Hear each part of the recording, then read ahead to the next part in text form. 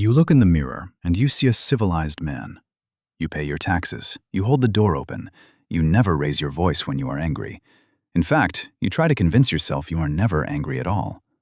When someone steps on your shoes, you apologize. When someone steals your credit at work, you stay silent and hope the universe will eventually reward your humility.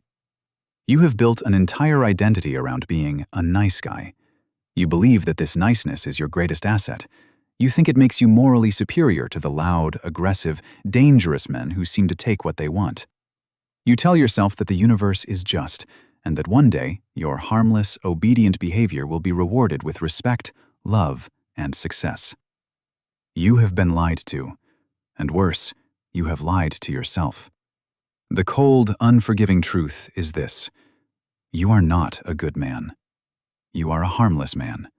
And being harmless is the most pathetic, dangerous thing a man can possibly be.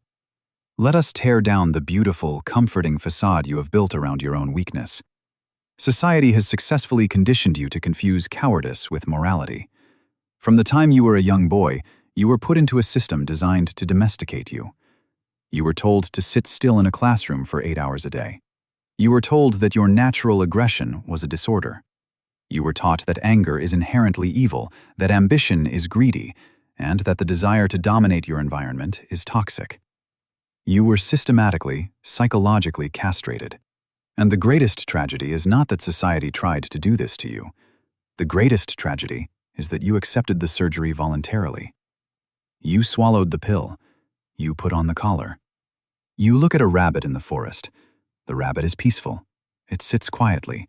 It eats grass. It does not hunt. It does not attack the other animals. It causes absolutely no harm to the ecosystem. Does the rabbit have high moral character? Is the rabbit virtuous?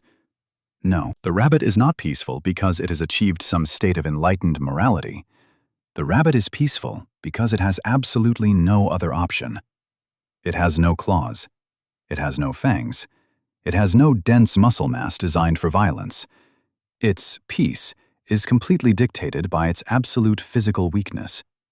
It is simply waiting in the brush, hoping it does not get eaten by something stronger. You are playing the role of the rabbit. When you back down from an argument, when you let a disrespectful comment slide, when you smile at a man who is subtly insulting your intelligence, you tell yourself you are being the bigger person. You tell yourself you are maintaining the peace.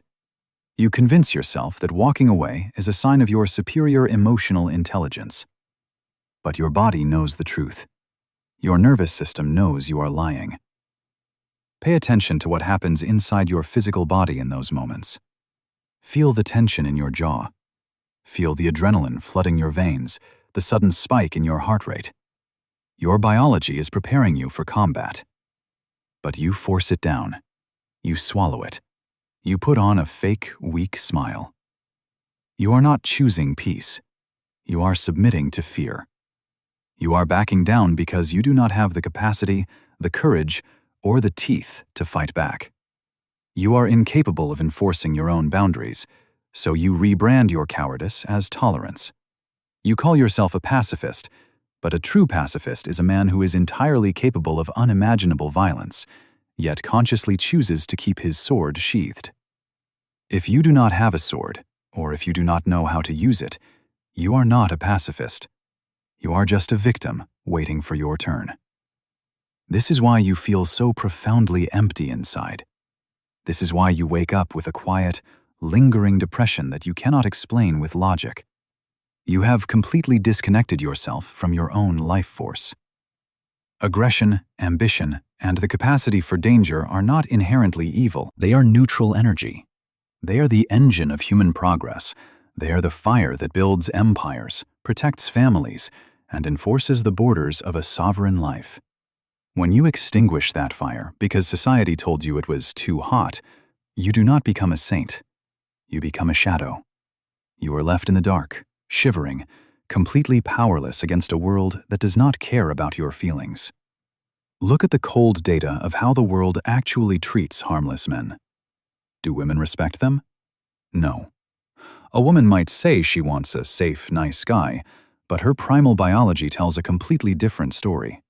She feels absolutely no visceral, primal attraction to a man who cannot protect her from the chaos of the world. She sees the rabbit, and she cannot respect a man she can easily dominate. She will use the harmless man for resources, for comfort, for a safety net, but she will never truly desire him. Do your bosses and colleagues respect you? No. They pile extra work on your desk. They pass you over for promotions. They speak over you in meetings. They do this because human beings are predatory by nature. They subconsciously probe for weakness. When they push you and you do not push back, they realize there is no electric fence. They realize they can take whatever they want from you without facing any consequences. Do other men respect you? No. The brotherhood of men is built on mutual respect, and respect is fundamentally rooted in the underlying knowledge of capability. Men respect other men who are dangerous but disciplined. They do not respect the harmless. They step right over them. The world does not reward harmlessness. The world exploits it. You think you have destroyed your dark side. You think you have successfully sanitized your personality to fit into a polite society. You think you have killed the monster inside of you. But energy cannot be destroyed. It is a fundamental law of physics, and it is a fundamental law of the human mind. Energy cannot be destroyed. It can only be repressed and transmuted. When you take your natural aggression, your biological drive for power, your righteous anger, and you lock it in the basement of your subconscious, it does not die. It ferments. It turns toxic. The brilliant psychoanalyst Carl Jung spent his life studying this dark, repressed basement of the human mind. He called it the shadow. Your shadow contains every part of you that society told you was unacceptable. It contains your rage. It contains your raw sexual energy. It contains your selfish desires. It contains the monster. Jung discovered a terrifying truth about the men who refuse to acknowledge their shadow. He realized that a man who thinks he is purely good is actually the most dangerous man in the room. Why? Because when the monster is locked in the basement and starved in the dark, it eventually breaks the lock. And when it breaks out, you do not control it. It controls you. Look at the nice guys when they finally snap. They do not display controlled, effective aggression. They display chaotic, pathetic, destructive rage. They ruin their own lives.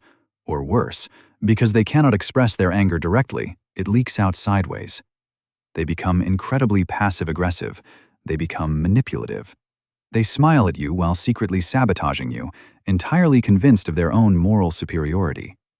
That is what happens when you let the shadow rot in the dark. But Carl Jung also discovered the greatest secret of the masculine soul. He realized that the shadow is not just a container for evil. It is the absolute source of your life force. It is the gold mine. Your ambition, your resilience, your ability to stand your ground against a tyrant, your capacity to fiercely protect the people you love, all of these virtues require the exact same aggressive energy that you have been taught to suppress. You cannot selectively numb your psyche. When you numb the capacity for danger, you numb the capacity for greatness. You neuter yourself. To become a whole man, a sovereign man, you must do something that terrifies the modern world. You must go down into the basement. You must look the monster directly in the eyes, and you must integrate it. You do not kill the monster. You tame it. You put a harness on it. There is an ancient martial arts proverb that perfectly encapsulates this reality. It is better to be a warrior in a garden than a gardener in a war. Read that again. Let it sink deep into your bones. A gardener in a war is useless.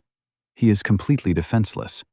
He will be slaughtered along with his beautiful flowers because he has absolutely no capacity to protect them.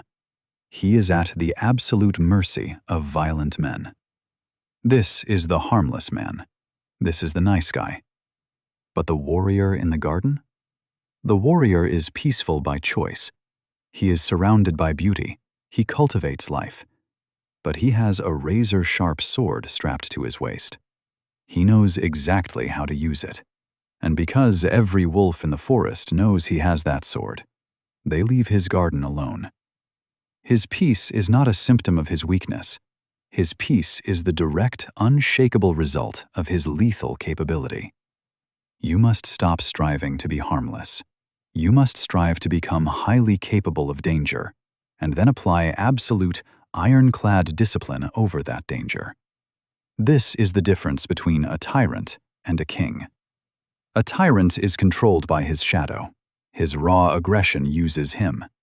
A king controls his shadow. He uses his aggression to enforce his sovereignty and protect his borders. If you want the respect of other men, if you want the authentic, primal desire of a woman, and if you want to look in the mirror and finally respect the man staring back at you, you must stop apologizing for your teeth. So, how do you actually forge this sword? How do you awaken the disciplined monster within? Now pay attention. This is the part that matters. We are going down into the basement. We are going to harness the fire. Bạn bắt đầu với thể xác vật lý của mình. Bạn không thể sở hữu một tâm trí nguy hiểm nếu bạn cư ngụ trong một cơ thể yếu đuối, mỏng manh. Tâm trí và cơ thể là một cơ chế duy nhất. Bạn phải đặt mình vào những môi trường vật lý nơi bạn buộc phải đối mặt với sự hung hăng. Bạn nâng tạ nặng cho đến khi cơ bắp của bạn bị rách và tái tạo mạnh mẽ hơn. Bạn bước lên thảm đấu, bạn học cách chiến đấu. Bạn học chính xác cảm giác bị đánh và quan trọng hơn, bạn học chính xác những gì cần thiết để đánh trả. Khi bạn biết, với sự chắc chắn sinh học tuyệt đối, rằng bạn có thể tự vệ về mặt thể chất, một điều kỳ diệu sẽ xảy ra với tâm lý của bạn. Bạn ngừng cao giọng, bạn ngừng tỏ ra cứng rắn, bạn ngừng bù đắp quá mức, bạn trở nên cực kỳ bình tĩnh, bởi vì nguy hiểm thực sự luôn im lặng. Một con chó sủa không ngừng vì nó sợ hãi. Một con sư tử hoàn toàn im lặng trước khi nó tấn công. Tiếp theo, bạn phải giết chết kẻ làm hài lòng người khác bên trong bạn. Bạn ngừng cười những câu chuyện cười không buồn cười chỉ để làm cho người khác cảm thấy thoải mái. Bạn ngừng gật đầu đồng ý với những ý kiến mà bạn thực sự ghét chỉ để tránh tranh cãi. Khi ai đó hỏi bạn một câu hỏi, bạn ngừng điều chỉnh câu trả lời của mình để bảo vệ cảm xúc mong manh của họ. Bạn nói sự thật tuyệt đối, không tô vẽ. Nếu sự thật làm họ xúc phạm, hãy để họ xúc phạm. Việc điều chỉnh cảm xúc của họ không phải là trách nhiệm của bạn. Bạn không phải là cha mẹ của họ. Bạn là một người đàn ông có chủ quyền. Ai đó vừa cố gắng ngắt lời bạn trong phòng. Tốt, bạn không lùi bước. Bạn không chờ đợi lịch sự đến lượt mình. Bạn nhìn thẳng vào mắt họ, giữ vững lập trường và nói một cách kiên quyết. Tôi chưa nói xong. Ai đó vừa vượt qua ranh giới bạn đã đặt ra rõ ràng. Tốt, bạn không đàm phán. Bạn không viết một đoạn văn dài đầy cảm xúc xin lỗi vì đã tức giận. Bạn không cho họ cơ hội thứ 5. Bạn thực thi hậu quả ngay lập tức, lặng lẽ và tàn nhẫn. Bạn cảm thấy một cơn giận dữ đen tối, hùng hằng dâng lên trong lồng ngực vì một thất bại, một sự phản bội hay một sự thiếu tôn trọng. Tốt, đừng kìm nén nó. Đừng cố gắng thiền định nó đi. Đừng dùng thuốc. Hãy lấy nguồn nhiên liệu thô, cháy bỏng, bùng nổ đó và truyền thẳng vào công việc của bạn. Sử dụng cơn thịnh nộ để nâng tạ nặng hơn. Sử dụng cơn giận để xây dựng đế chế. Đây là thuật giả kim của bóng tối. Bạn lấy chính năng lượng đen tối mà xã hội bảo bạn phải xấu hổ, và bạn biến nó thành một lực lượng không thể ngăn cản để nâng cao bản thân. Bạn ngừng là con thỏ. Bạn nhận ra rằng sự tốt bụng thực sự không phải là sự vắng mặt của khả năng gây hại. Sự tốt bụng thực sự là khả năng hủy diệt tuyệt đối, đáng sợ, hoàn toàn bị kiềm chế bởi đạo đức sắt đá và sự tự chủ tối cao. Bạn muốn trở thành một người đàn ông tốt bụng thực sự. Hãy trở thành một con quái vật kỷ luật. Bạn phải rèn kiếm. Bạn phải làm cho nó nặng hơn, sắc bén hơn và chết chóc hơn bất cứ điều gì thế giới mong đợi ở bạn. Bạn phải mang nó theo bên mình mỗi ngày trong cuộc đời, nhưng bạn giữ nó trong vỏ. Bạn bình yên. Bạn điềm tĩnh. Bạn đối xử với mọi người bằng sự tôn trọng sâu sắc. Bạn là chiến binh đang chăm sóc khu vườn của mình. Nhưng thế giới sẽ nhìn vào mắt bạn và họ sẽ thấy bóng tối đứng ngay phía sau bạn. Họ sẽ cảm nhận được lò xo nguy hiểm, im lặng đang cuộn tròn mà bạn sở hữu. Họ sẽ nhận ra rằng lòng tốt của bạn là một sự lựa chọn, không phải là điều kiện cho sự yếu đuối của bạn. Và vì điều đó, Họ sẽ đối xử với bạn bằng loại tiền tệ tối thượng, nguyên thủy của tương tác con người. Họ sẽ tôn trọng bạn. Vì vậy, tối nay, khi bạn nhìn vào gương, đừng tìm kiếm gã tốt bụng. Gã tốt bụng đã chết. Hắn yếu đuối, hắn bị gánh nặng bởi ý kiến của người khác, và hắn hoàn toàn vô dụng đối với tương lai mà bạn đang xây dựng. Nhìn vào mắt mình và thừa nhận bóng tối, thừa nhận ngọn lửa. Hãy cho phép bản thân một cách tuyệt đối, không hối tiếc để trở nên nguy hiểm. Hãy để bầy đàn gặm cỏ trên cánh đồng trống, hoàn toàn mù quáng với những con sói. Bạn không còn là con mồi nữa. Ngủ ngon. Thanh kiếm đã được rèn, hãy đi một mình và bước đi như một vị vua.